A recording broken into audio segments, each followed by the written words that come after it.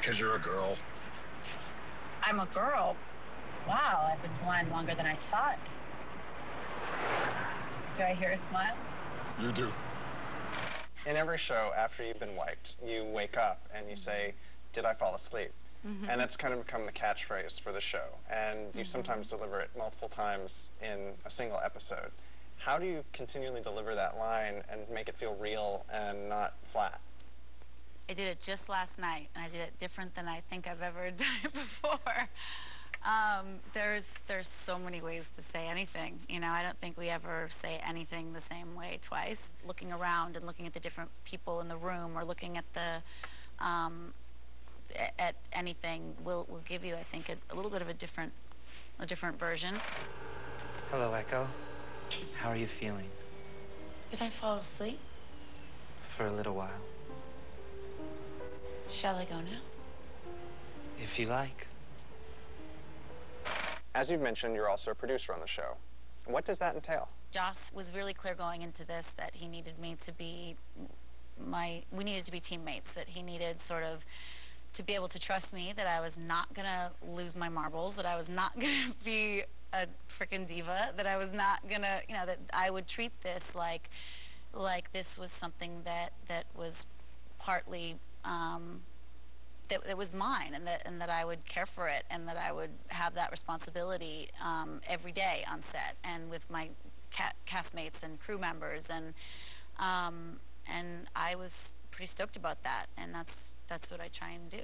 And that is like my world, and I'm focusing on every single thing that's going on. I'm focusing on what crew call was, what time makeup came in, as opposed to, you know, the grips, what time lunch is going to be, if, like, how things are moving along, checking in with, you know, my other producers who, in terms of, like, how we are in making the day, what scenes are being pushed, what, you know, where we'll be at various points in the week.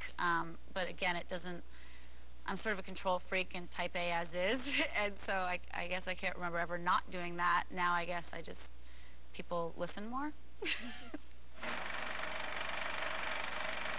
So you have a lot of action scenes, and apparently you're a fan of those. Why do you enjoy them so much? It's the ultimate, like, adrenaline rush. You get to do very bad things, and there are no repercussions. You don't have to apologize. You get to, like, walk around and go, look at my war scars. This was from this last episode. Oh, wow. I'm, like, all bruised up.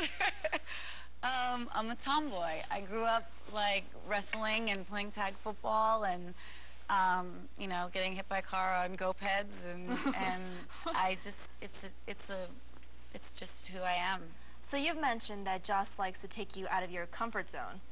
Now, he's done this in all kinds of ways, but he also likes to put you in foreign costumes, like business suits and dominatrix apparel. So, business suit was his idea, dominatrix was mine. Oh.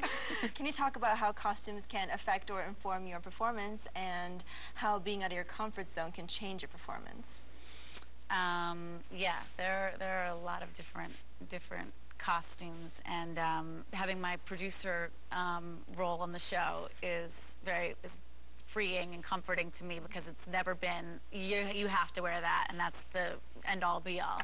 Usually I'll get a few options, and I find something that, you know, I know, and as a producer of the show and wanting the show to be good, I'm down with being out of my comfort zone in some ways.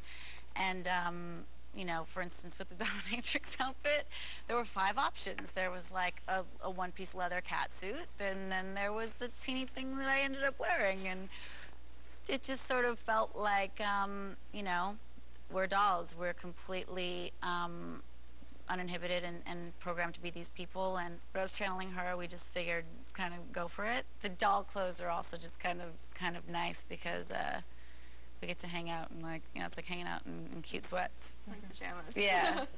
You've said in the DVD commentary how much you love the actual sets of the Dollhouse. How important is great production design to delivering a really great performance?